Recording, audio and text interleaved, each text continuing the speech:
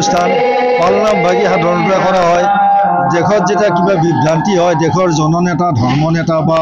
ৰাজনৈতিক নেতাৰ যেতিয়া কিবা অমংগল হয় তেতিয়া ৰাইজৰ মাজত পালনাম ভাগি অনুষ্ঠান কৰা হয় গতিকে পালনামৰ জৰিয়তে ৰাইজৰ বহুত কল্যাণ সাধন হয় পালনাম এটি উল্লেখনীয় অনুষ্ঠান পালনাম ভাগি প্ৰথমতে আমাৰ মহাপুৰুষ শ্ৰীমন্ত শংকৰদেৱ গুৰুজনাই বটদ্ৰৱা অঞ্চলত স্থাপন কৰিছিল সেই সময়ত তেতিয়া আনুষ্ঠানিক সত্ৰ নাছিলে তেতিয়া মানে ৰাস্তা ঘাটে বা নদীৰ পাৰত জংঘলৰ চাফা কৰি তাত নাম প্ৰসংগ হৈছিলে আৰু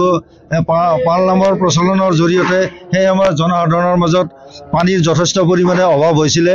তেতিয়া গুৰুজনক খাতিত ধৰি ভকতবৃন্দই পানীৰ কাৰণে খাটনি ধৰিছিলে তেতিয়া গুৰুজনাই 7 দিন 7 ৰাতি পালনামৰ আয়োজন কৰিছিলে গতিকে এনেকৈ পালনাম আয়োজন কৰাৰ পিছত 7 দিন পিছত সেই বটদ্ৰৱা অঞ্চলত বৰ্তমান বটদ্ৰৱা বুলি কয় কিন্তু বৰদোৱা আছিলে আগতে পুৰণি নাম সেই বৰদোৱাত এজোপা বটবৃক্ষ দ্ৰৱীভূত হৈ তাত ধেনু আকৃতি লৈ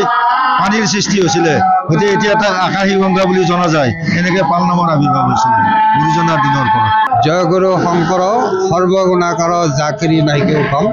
তুহাৰী চৰণক ৰেণু শতকোটি বাৰেক কৰো প্ৰণাম প্ৰতি বৰ্ষৰ দৰে ৰঙিয়া শ্ৰীমন্ত শংকৰদেৱ সত্ৰত আজি বাৰ্ষিক পালনাম ভাগি আয়োজন কৰা হৈছে এই বাৰ্ষিক পালনাম ভাগি আমি সমস্ত ৰঙিয়া অঞ্চলৰ বাপ বান্ধৱ আই মাতৃসকলৰ হৰিগুণৰ নামেৰে আমি অনুষ্ঠিত কৰিছোঁ ইতিমধ্যে এই বাৰ্ষিক পালনামৰ কাৰণে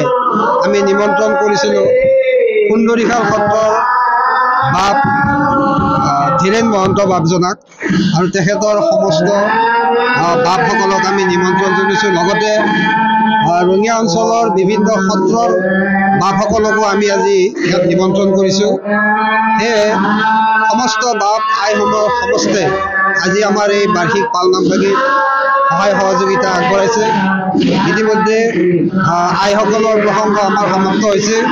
এতিয়া আমাৰ বাপসকলৰ নৃত্য প্ৰসংগ চলি আছে আৰু ইয়াৰ পিছতে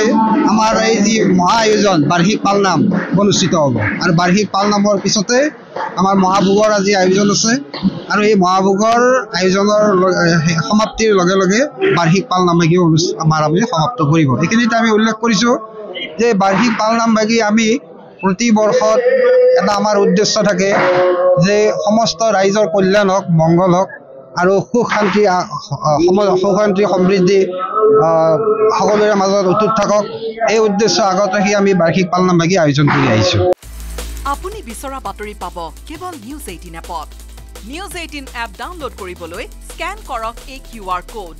গুগল প্লে ষ্টৰতো পাব এই নিউজ 18 এপ